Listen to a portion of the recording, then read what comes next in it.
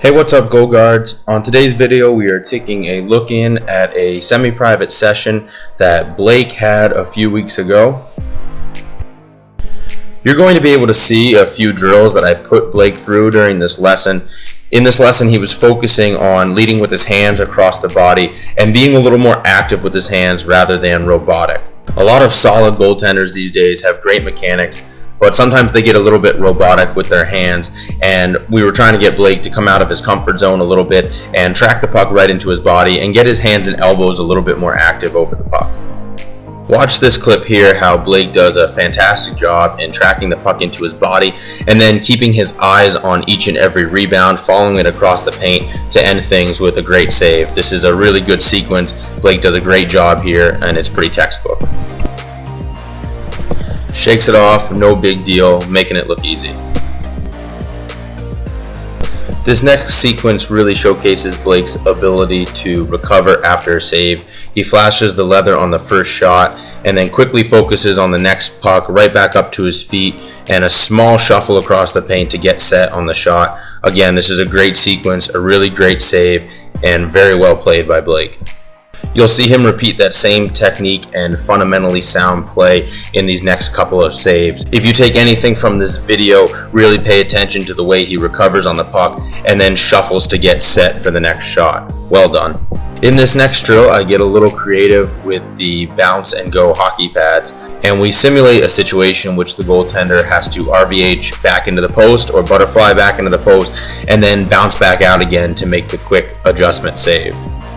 Great job here by Blake on his on-ice recovery and tracking the puck across the paint. The only thing that Blake could really do differently here is make sure that his slides stay controlled and in between the pipes. He doesn't want to end up way outside of the post like he does. He doesn't want to come out 2 feet above the blue paint, which would allow the shooter the easy ability to skate around him or pass the puck to the slot to a shooter with an empty net. The more controlled and patient the movements can be, the better chance the goaltender has of making that second and third save.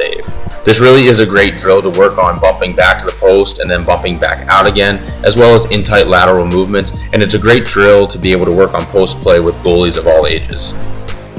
This next set of clips is a new drill that I wanted to try out with the bounce pads.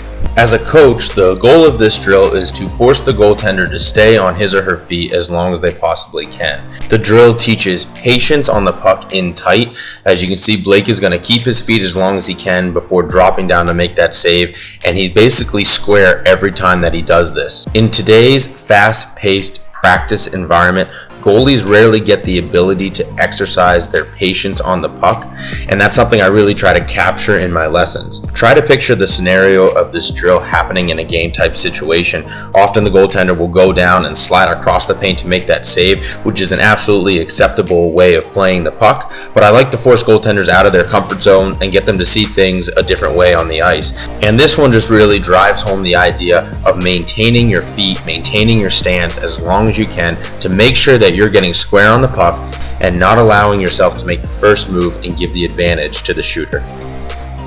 Additionally, by having the puck go towards the bounce pad and towards the goaltender on the first shot pass, it simulates a broken play in front of the net where the puck might get tossed into a pile in front, it hits somebody's skate and pops out the other way for a shot from the forechecker.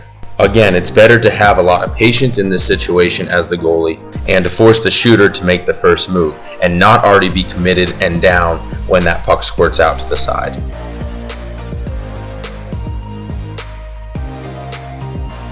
I do want to point out that throughout this lesson, Blake has done a great job of rounding up the rebounds and bringing them back into himself and covering them up when he can. These drills are really great for jumping on the rebounds and forcing the goaltender to play the puck out and finish the play on every shot. In this next set of drills, what we're working on with Blake is coming across the crease on a far rebound recovery, getting all the way across, rotating his chest and hands across his body to get out and over the puck. We are also working on his patience as he comes across the net, making sure that he doesn't overextend and slide too far out the post and get himself out of position, but that he remains calm and composed throughout the entire movement. You can see that situation develop on this last goal where Blake ends up way outside of the paint and beyond the post and unable to get back to make the save.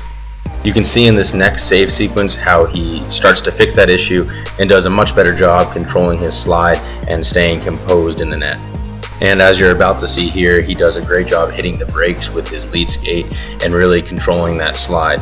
There's a time and place to hit your brakes like that. You don't always want to expose the 5-hole, but he does a good job here as he reads the shot going back to his blocker side. The great thing about this drill is it's really pliable and flexible to whatever you're trying to teach your goaltenders. In this particular version of the drill, I am having Blake stay down on his knees to come across the paint as if he's reacting to a rebound in a game type situation.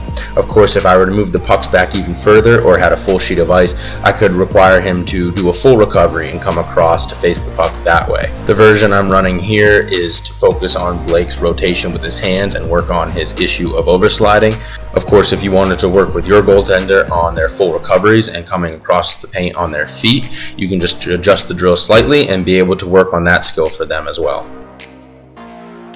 And here's just another really good clip of Blake applying the brakes with his lead skate and coming to a nice stop and correction so that he can make that nice high save. This is really well done in this situation. This last little note I want to make is just about stick positioning.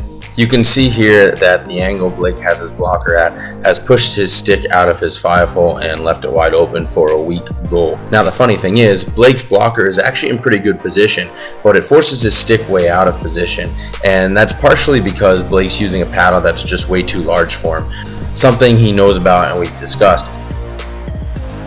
As you can see, he makes the small adjustment here to keep his stick more flat and make a great save. Awesome practice, Blake. Goalie coaches, hopefully you got something from the drills and maybe picked up something that you can use in your own lessons or in your team practices. As always, keep your glove up and I'll see you on the ice.